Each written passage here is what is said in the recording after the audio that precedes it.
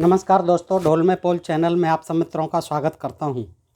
दोस्तों, वेदों में इंद्र देवता माने गए हैं और इंद्र की सर्वत्र पूजा की गई है सभी वेदों में, क्योंकि वैदिक देवता इंद्र ही थे। देवताओं का राजा कहा जाता है उन्हें, देवेश्वर। इस तरह से इंद्र जो है बहुत पूजनीय थे वैदिक काल में, वेदों के समय में, और सभी ऋचाओं में ऋषियों ने उनकी याचना की है। और ख़ास तौर से एक वृत्तासुर जो हुआ है, वृत्तासुर का उन्होंने वध किया धोखे से। जिस तरह राम ने शंबुक को मारा, उसी तरह तपस्या करते हुए वृत्तासुर को मारा, वृत्रासुर को। तो वो भी बहुत ही रोचक प्रसंग है, और उससे भी हमें पता चलता है कि जो देवता थे वो आर्य थे, जो बाहर से आए हुए लोग थे जिन्हें आर्य कहा गया, और जो यहाँ के मूल निवासी थे वो अनार्य या फिर असुर या दैत्य दानव, ये राक्षस ये कहलाते थे। दोस्तों, इन धर्म ग्रंथों के पढ़ने से ये सारी चीज़ें क्लियर हो जाती हैं। तो दोस्तों, वृत्रासुर का तपस्या करते हुए मारा जाना बहुत बलवान था। इंद्र बहुत घबराता था उससे, और उसका शासन था पूरे भूमंडल पर। तो उस वृत्रासुर का मारा जाना तपस्या करते हुए शंभू की तरह, ये भी बड़ा रोचक प्रसंग है। ये हम लोगों के संज्ञान में नहीं आई हैं ये चीज़ें, लेकिन आज मैं इसको आपके संज्ञान में लाता हूँ। ये उत्तरकांड में है दोस्तों, वाल्मीकि रामायण में है। ये वाल्मीकि रामायण द्वितीय भाग है। ये सुंदरकांड से उत्तरकांड तक ये गीता प्रेस गोरखपुर की है, और इसमें उत्तरकांड है और 788 पेज पर है ये दोस्तों। ये 84वां सर्ग है। तो दोस्तों, इसमें ये कथा दी हुई है, रामचंद्र जी बैठे हुए हैं, सभी भाई बैठे हुए हैं। रामचंद्र जी का राज चल रहा है लंका से आने के बाद में। तो उनमें आपस में विचार हो रहे हैं, बातें हो रही हैं। तो उसी प्रसंगवश लक्ष्मण जी जो है अश्वमेध यज्ञ की बात करते हैं, और ये बताते हैं कि इंद्र ने भी एक बार जो उन्हें ब्रह्म हत्या लगी थी, असुर को तपस्या करते हुए मार दिया था। तो ब्रह्म हत्या लगी थी। यद्यपि शंभू के तपस्या करते हुए मारने पर ब्रह्म हत्या नहीं लगी, क्योंकि उसको त्रेता युग में शूद्र बताया गया, और ये वैदिक कालीन बताते हैं इंद्र को। तो उस समय ये असुरों को तपस्या करते हुए मारा, इसलिए उनको ब्रह्म हत्या मानी गया, उनकी हत्या को ब्रह्म हत्या कहा गया। तो ये बड़ा रोचक प्रसंग है। आइए दोस्तों, सुनते हैं इसमें से कि तथोक्त बत रामे तो भरते च महात्मनि लक्ष्मणो अथ शुभम वाक्यम उवाच रघुनंदनम।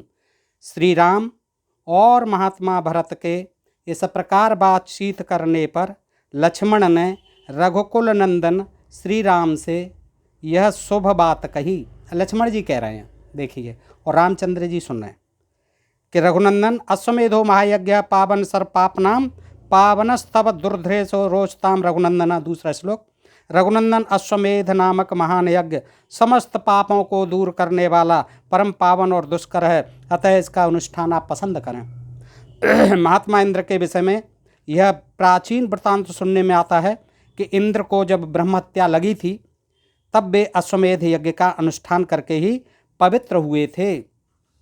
महाबाहो, बहुत पहले की बात है, जब देवता और असुर परस्पर मिलकर रहते थे।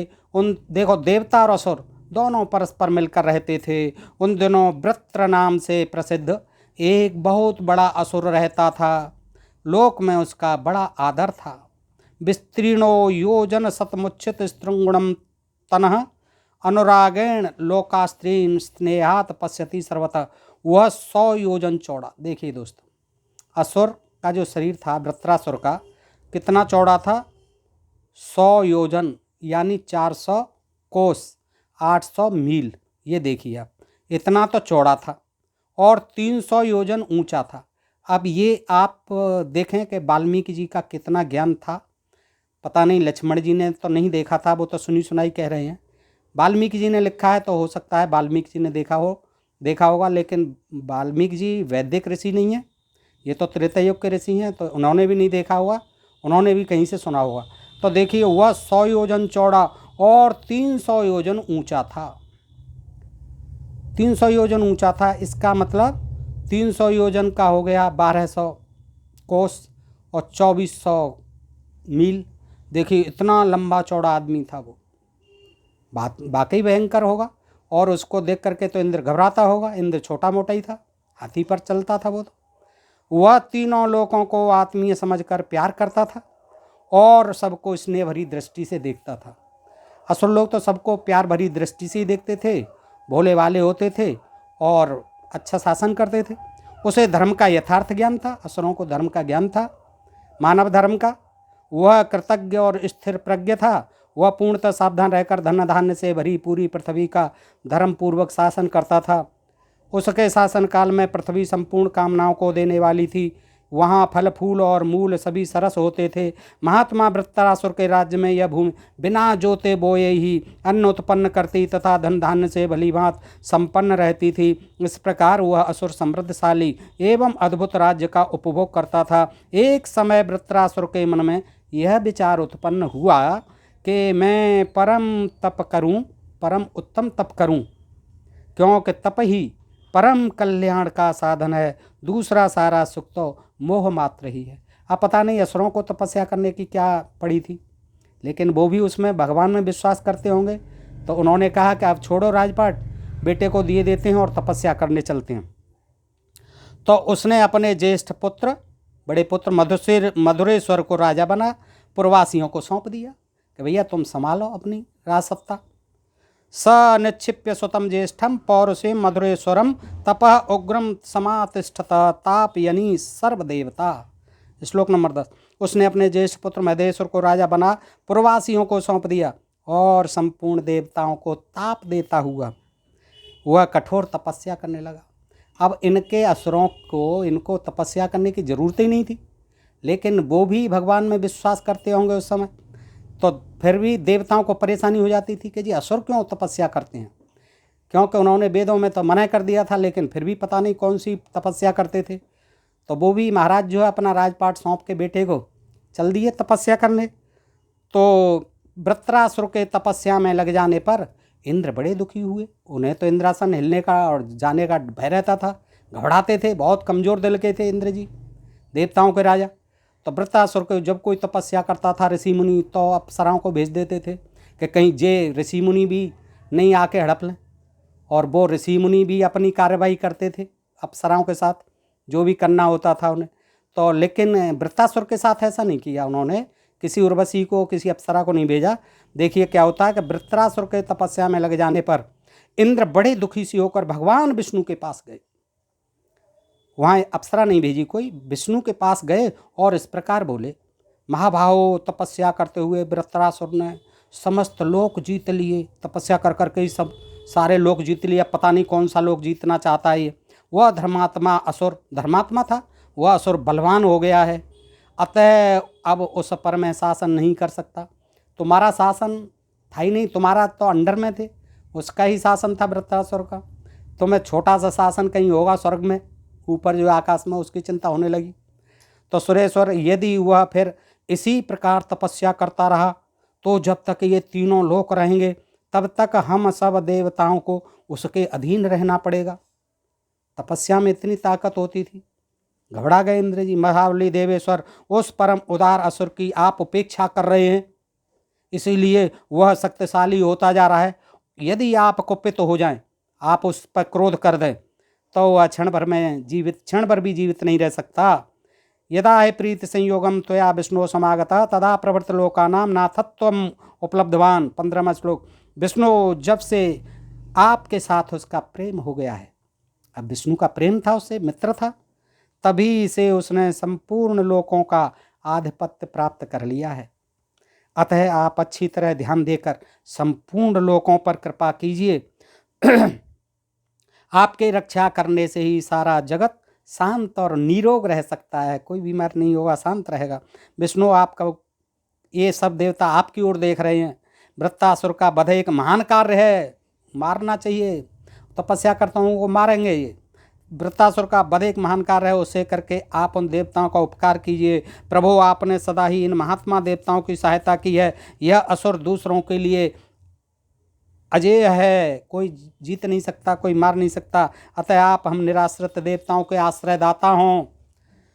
और विष्णु जी और ब्रह्मा जी यही समाधान ढूंढते थे। फिर प्रभो सहस्त्र नेत्रधारी इंद्र तथा संपूर्ण देवताओं की वह प्रार्थना सुनकर भगवान विष्णु ने इंद्र आदि सब देवताओं से इस प्रकार कहा, देवताओं, तुम्हारी इस प्रार्थना के पहले से ही मैं महामना वृत्रासुर के स्नेह बंधन में बंधा हुआ हूँ।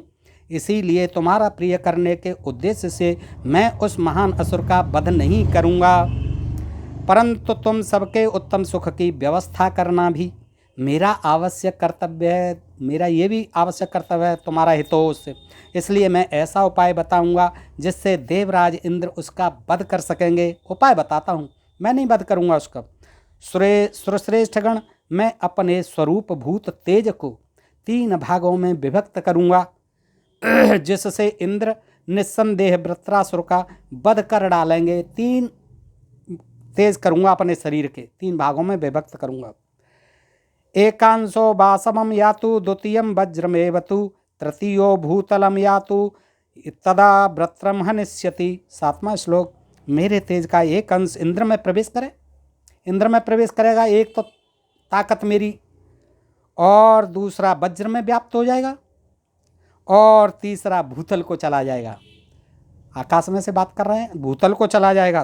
3 पावर उनके जनरेट होंगे, वो तीनों काम करेंगे। एक वज्र में घुस जाएगी, एक जो है इंद्र में प्रवेश करेगी, और एक भूतल में प्रवेश करेगी।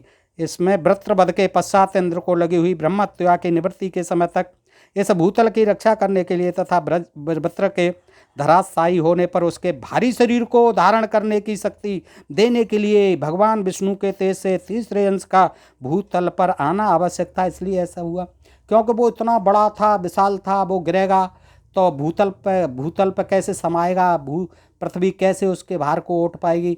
तो एक अंश जो है भूतल में गया विष्णु जी का। तो तत्पश्चात इंद्र आदि सभी महामनुष्य देवता उस वन में गए जहाँ महान असुर वृत्र तपस्या करता था। सारे इकट्ठे होकर के गए जहाँ वृत्र तपस्या करता था। उन्होंने देखा असुर श्रेष्ठ वृत्रासुर अपने तेज से सब ओर व्याप्त हो रहा है और ऐसी तपस्या कर रहा है मानो उसके द्वारा तीनों लोकों को पी जाएगा और आकाश को भी दग्ध कर डालेगा, जला डालेगा। उस असुर श्रेष्ठ वृत्र को देखते ही देवता लोग घबरा गए और सोचने लगे, हम कैसे इसका वध करेंगे और किस उपाय से हमारी पराजय नहीं होने पाएगी। सारे घबरा रहे हैं, ये तो बड़ा विशाल है और ऐसी तपस्या कर रहा है, इसको हम कैसे मारेंगे, कैसे इससे जीत पाएंगे, सोच विचार कर रहे हैं। तो तेषां चिंतयताम तत्र सहस्राक्षं पुरंदरः वज्रं प्रगुणं पाणिभ्यां प्राणोरोध वृत्र मूर्धनि। 13वां श्लोक। वे लोग वहाँ इस प्रकार सोच ही रहे थे सारे देवता। सहस्र नेत्रधारी इंद्र ने दोनों हाथों से वज्र उठाकर उसे वृत्रासुर के मस्तक पर दे मारा। देखिए, ऐसे थे देवराज इंद्र का आचरण चरित्र। तपस्या कर रहा है बेचारा असुर वृत्रासुर, और तपस्या कोई किसी का हित नहीं कर रहा है। उनको तपस्या करना भी गवारा नहीं था, धर्म मार्ग पर भी चलना उनको गवारा नहीं था इनका असुरों का, और बस तपस्या कर रहे थे। जैसे सम्मुख जी को मारा, ऐसे ही उन्होंने तो पूछा नहीं, वहाँ तो राम जी ने सवाल जवाब भी किए हैं, पूछा भी है, बताया भी, लेकिन यहाँ तो वो बस सोच रहे थे देवता। उनने जाते ही तपस्या करते हुए पर अपना वज्र छोड़ दिया। इंद्र का वह वज्र प्रलय काल की अग्नि के समान भयंकर और दीप्तिमान था। उससे बड़ी भारी लपटें उठ रही थीं। अब उसमें वज्र में क्या ऐसी लपटें उठ रही थीं, है कौन सा उसमें बारूद भरा हुआ था। उसकी चोट से कटकर जब वृत्रासुर का मस्तक गिरा तब सारा संसार भयभीत हो उठा। देखिए, फेंकने की भी एक लिमिट होती है। वाल्मीकि जी ने भी खूब फेंका।